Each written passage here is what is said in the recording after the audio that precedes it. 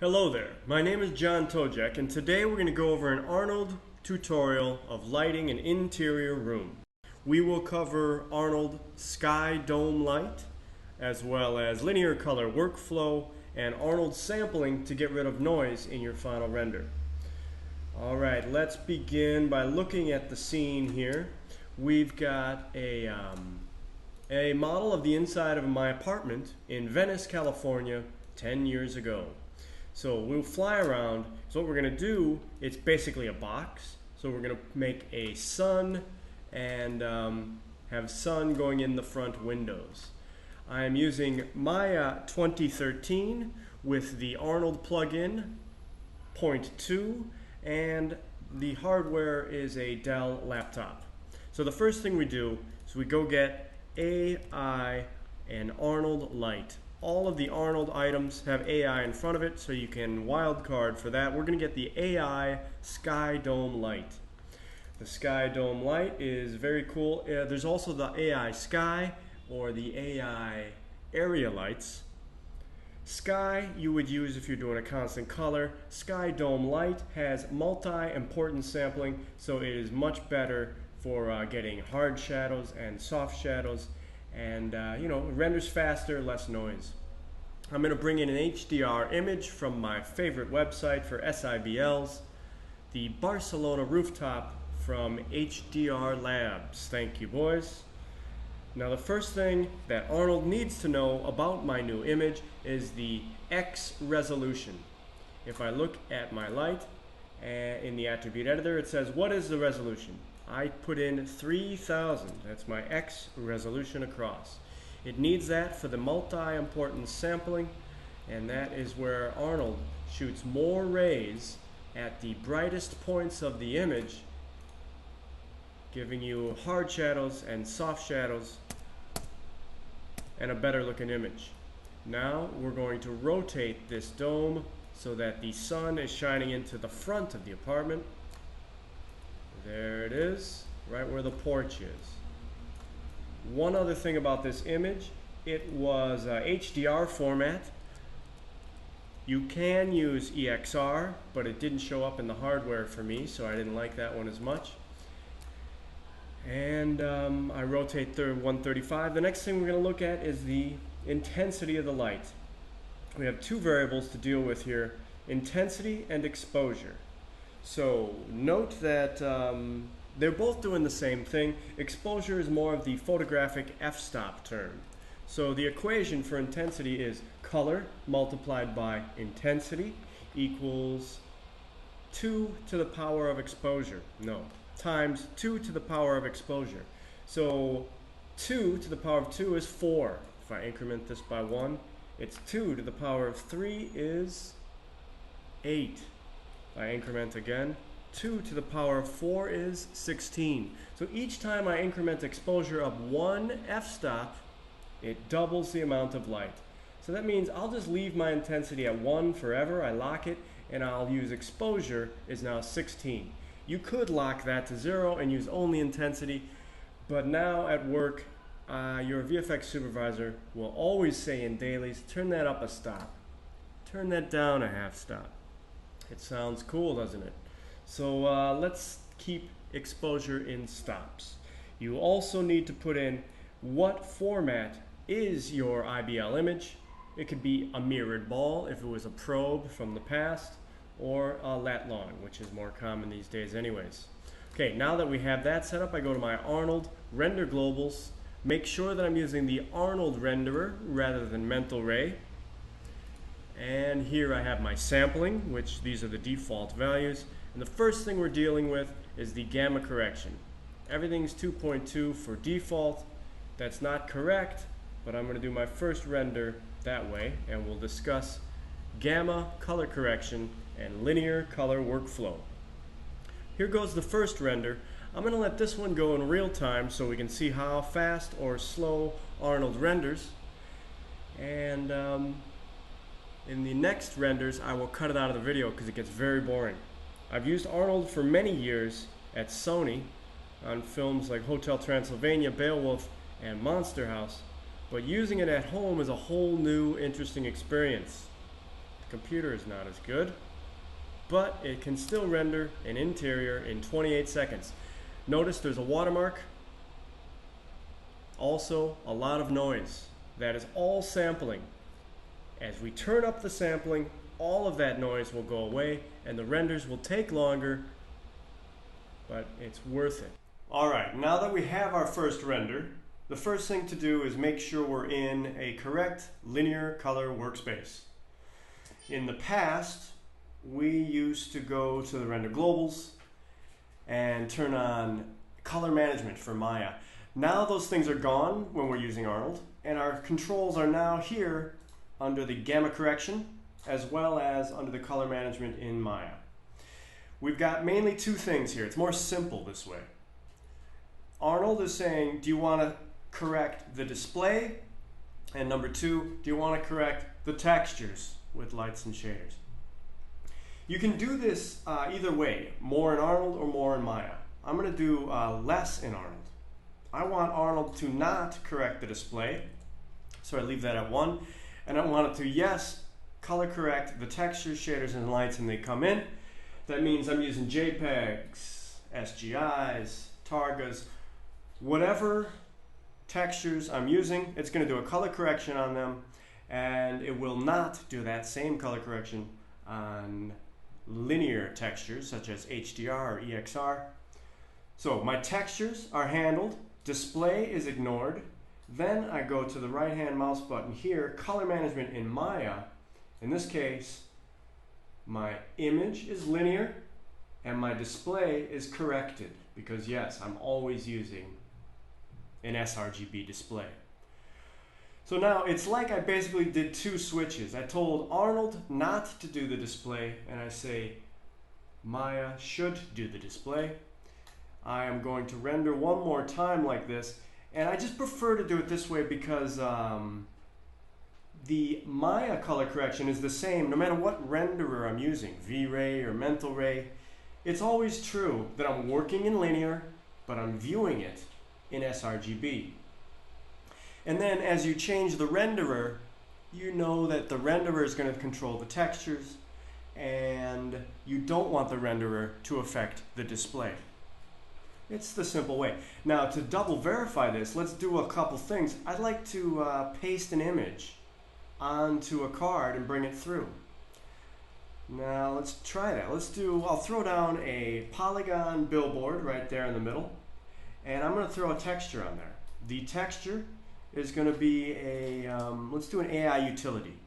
AI utility can do all sorts of basic things like a flat. So flat will be just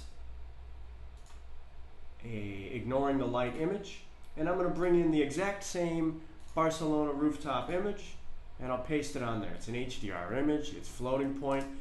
If it comes in one way and renders out the same, then I'll feel confident we're not screwing up the gamma. So there it is, a big billboard. One other thing, I'd like, rather than having black in my backgrounds, let's put down some sort of background. And we will do that in the Render Globals, Environment, right-hand mouse button, create the sky shader. And my sky shader is going to get the exact same color as the sky dome light. So I select them both.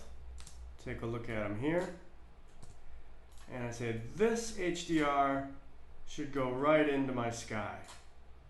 So I just middle mouse drag, drop it in there.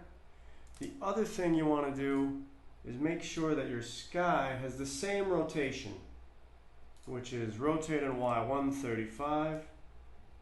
That's the same rotation as my sky dome light. Now I'm going to do one more render. Oh, let's increase the quality a little bit of my light. There's two main places you increase quality. One of them is more samples for each and every light, or in the Render Globals. We'll just increase that to 4 and hit render. Alright, that has finished rendering. That is 48 seconds. Remember, we are size 640 by 360. Alright, there's an improvement in quality, and that is only from bringing up these samples in the light.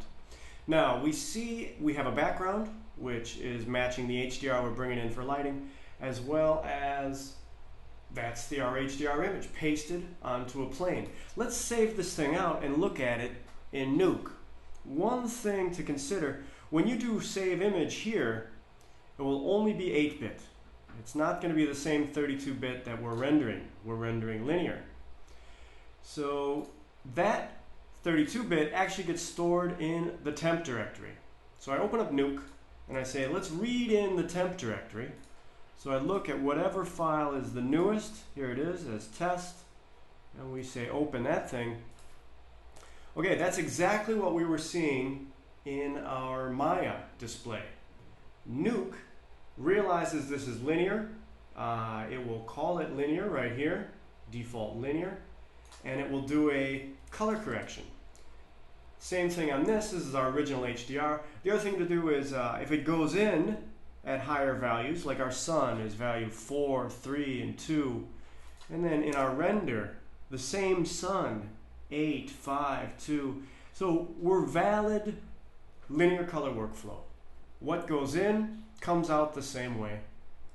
So ignoring the noise and such, at least we know that we're gamma correcting in all the correct places, and our final renders will be linear to be later brought into Nuke and compressed down to whatever our final format is.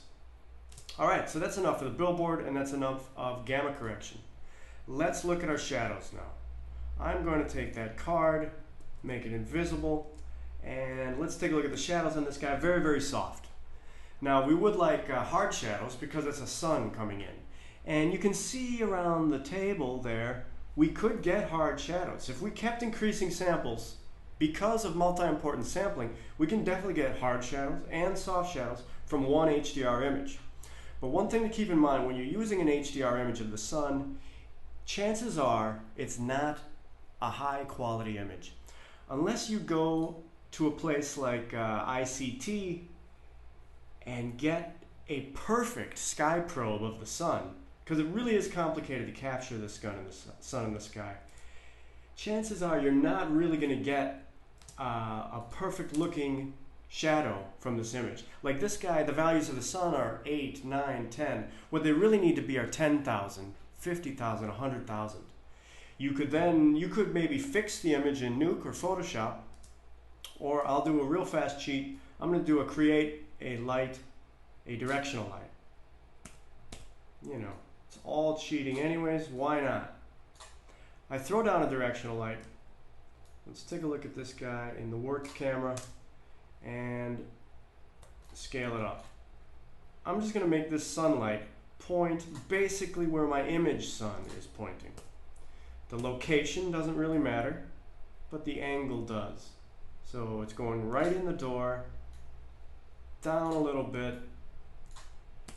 Let's move it back a touch. You know, I could push it out to where my sun is just to make it feel better. I can do the color of the sun, color, eyedropper, make it nice and warm. The shadows of the sun, we know it's got to be ray traced because Arnold is all about ray tracing. Here we have light, angle, and shadow rays. Don't do your variables there. Do them in the Arnold tab, where we also have angle and samples. So my exposure, I'll start with 2.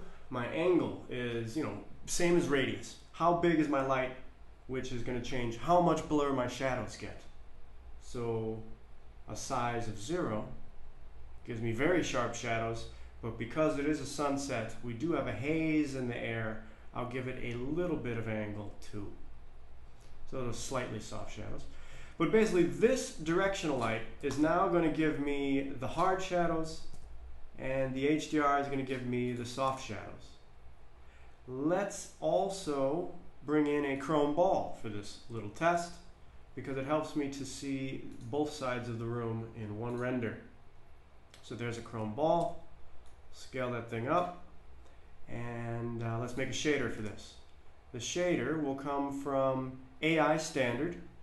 This is sort of the Arnold Uber shader, where you make any sort of material you want, all the basics. And to do chrome, it is no diffuse, but all specular. And we turn the roughness to be so sharp it's like a mirror, and then we can just change the name to chrome and then assign that shader. So I've got my sphere and assign. Let's do a save the image and file render that guy. Alright, that last render now has the directional light as a sun, and the render time was 1 minute. So we can see the only real difference is we've got some shadows on the floor and a little more orange color. So I'm going to increase the intensity, fix the angle a little bit, and then we are going to move on to sampling. So I want this sun to go into the room a little more. So I'll just angle it that way, hit the floor more, increase my angle was a bad idea. I'll turn that back to 0 to give myself very hard shadows. Since I don't have hard shadows, I don't really need more samples. And let's increase the intensity to 3. A nice strong sun. Whoops. I don't want to increase intensity. I'm going to leave that at 1, just like my other lights. I'll go ahead and lock it and only do it with exposure. I want to double the light, so I turn it from 2 to 3. And that is 1 stop up. Now, let's look at samples. All the places that we do samples are in the lights and then in the render globals. All of the noise happens from low or high samples. Now, that's really why I like Arnold a lot. When you're look deving, you work in low samples so that the renders go fast and you can fix a lot of things. Then as soon as you need to do a final render, you turn up your samples. Hopefully, you already know how high you need to go, and then you just turn it up and launch it. Which is much better than other renderers, like when you do low poly faking or point clouds or estimate methods that to do a fast render you have to turn down many different variables, and then you turn everything all up and suddenly the render looks different. That will never happen with sampling. It always looks the same. The Arnold philosophy on sampling is change things that are specific first and then the more general stuff. Straight from the manual. It says going from the particular to the general. So particular things are lights. Lights are first. Then would be glossy samples, then diffuse, refraction, and then general things are AA samples. Watch these numbers up here. AA samples is a multiplier of all the numbers below it. So as I do 4, everything increases, GI, glossy, and refraction. If I only want to do diffuse increasing, we notice that only GI samples increases. And this sort of render is mostly GI. So as an educated guess, I'm going to turn GI up quite a bit. I have the chrome ball. I'll turn that to 0, and I'll turn this to 0. I'm going to do a quick render as a test, and the idea is I don't have any reflection or glossy samples needed, just the chrome ball. So I'll turn those guys to 0. I've got 0 refraction, don't need any refraction. So I don't need to spend more rays on those features. But diffuse, bouncing light, I need a lot. And then AA samples is the general overall multiplier, I need a lot. You can read up here, 576 is the GI samples. I'm going to pause and we'll see how long this takes. Okay, as you would imagine, we start increasing the samples. The render looks better, but takes longer. This one's 6 minutes. And right down here we can see our sampling numbers. It was 4 for the AA, the general, 6 for the GI, 0 for glossy, that's why this is black. And if we turn the glossy up to 4, there we get a decent reflection. And that only took 55 seconds extra. So you sort of decide the detailed things first, you bring them up slowly, and then as you need more and more quality and you're closer to the final render, you bring up the AA. Some of these things have different names, but diffuse samples is really GI samples, or sometimes called Hemi samples. Once you get up to render times of 6 minutes, 10 minutes, 20 minutes, you can start to wedge these things so that you discover how high you need to go. And let's describe one more thing. These are always 2 to the power of 4, 2 to the power of 6. That's where these numbers come in.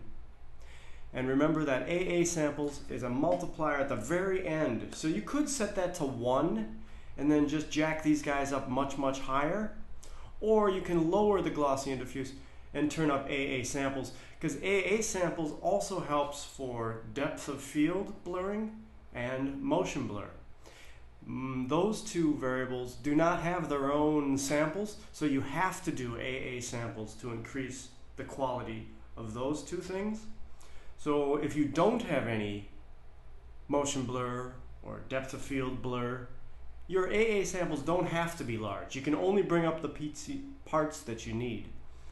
But if you do have blur, you might as well go with AA samples higher, diffuse samples lower. Let's look at Nuke real quick, where I did try a couple of wedges. So here I wedged only the GI from 1, 2, 3, 4, 5, 6, 7, 8, up to 8. Or in this example, I wedged AA, which is the general multiplier. 1, 2, 3, 4, 5, 6, 7, 8. Like on this one, you can see that reflection gets better as we go higher. Where on this other wedge was only GI, my glossy samples never changed. So the chrome ball looks noisy all the time. Whereas with the AA wedge, the glossy samples get increased because it's a multiplier. It increases them. And even better than that, we'll be wedging up both AA and GI. So there they are, they're both at 1, 2 samples, 3, 4, 5, 6, 7, 8. So AA at 8 and GI at 8 gets me a pretty clean render.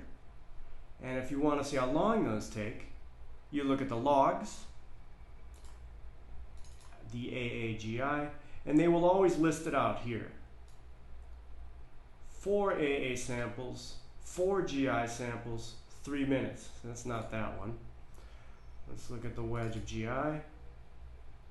2 AA and 8 GI. That gives you 10 minutes. And then the AA was 8 AA samples, 2 GI samples, gives you 20 minutes. The bounces is ray depth. I could use ray depth to try and give myself more light in the darkest areas. There is much more that can be said about sampling, but it is the way that Arnold makes final renders and very fast renders for LookDev. It's a drastic improvement over the shortcuts of point cloud and other methods. With that, I'm going to stop the video, and the next time we'll try this with color, maybe some textures. I hope you enjoy. Thank you.